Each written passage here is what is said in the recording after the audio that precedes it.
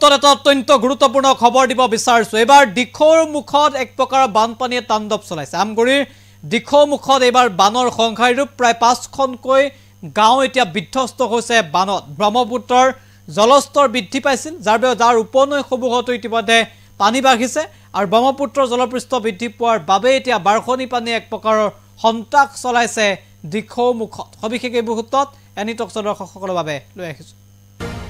গুৰুত্বপূৰ্ণ খবৰ, আমগুৰিৰ দিখৌ মুখত বানৰ তাণ্ডৱ। বানত বুৰ গৈছে অঞ্চলটোৰ 5খনকৈ গাঁও।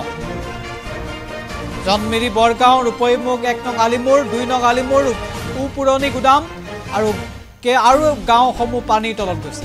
নেৰানেপেৰা বৰষুণৰ বাবে এতিয়া বৃদ্ধি পাইছে ব্ৰহ্মপুত্ৰৰ জলপৃষ্ঠ। গুৰুত্বপূৰ্ণ খবৰ এই মুহূৰ্তত। শিৱসাগৰৰ দিখৌ মুখত ব্ৰহ্মপুত্ৰৰ বাঢ়নি পানী সোমাল এইবাৰ বহু পৰিয়ালৰ ঘৰত।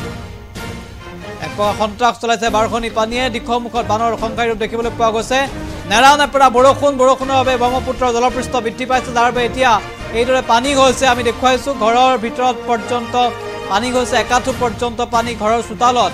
আৰু বহু লোকৰ ঘৰ যিহেতু নদীৰ একেবাৰে সমীপত আছিল, গতিকে তেওঁলোকৰ ঘৰত এই পানী সোমাইছে আৰু এইদৰে ফেনে ফুটুকাৰে উফন্দি উঠিছে ব্ৰহ্মপুত্ৰ।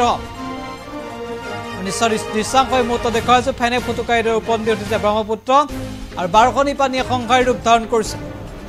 দৃশ্যাংশ দেখুৱাইছোঁ, মন্তব্য আছে আগবঢ়াইছোঁ।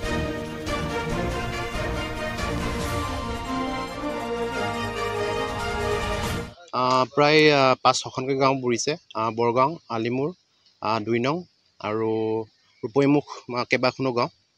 আৰু এতিয়া প্ৰায় দেখিছোঁ ঘৰ ডুবু অৱস্থা। এইফালে যদি দেখিছে ঘৰ আৰু অকণমান পাছতে গোটেই ঘৰে ডুবিব। সেইটোৱে। জলপৰিবহণ বিভাগৰ নাওসমূহ বন্ধ হৈছে। হয়, এতিয়াতো কালি আহিছিলে, কালি কিন্তু পানীটো ষ্টাৰ্ট আছিলে। কালিৰ পৰা একেবাৰে দবাদমকৈ পানী, আজি প্ৰায় ইমানটো পানী হৈ গ'ল। আজিৰ পৰা আপোনাৰ জলপৰিবহণ আৰু বিভাগৰ নাও বন্ধ কৰি থোৱা হৈছে। প্ৰশাসনটো এতিয়ালৈকে অহা নাই। আপোনাৰ কোনো এটা দিয়া নাই প্ৰশাসনে।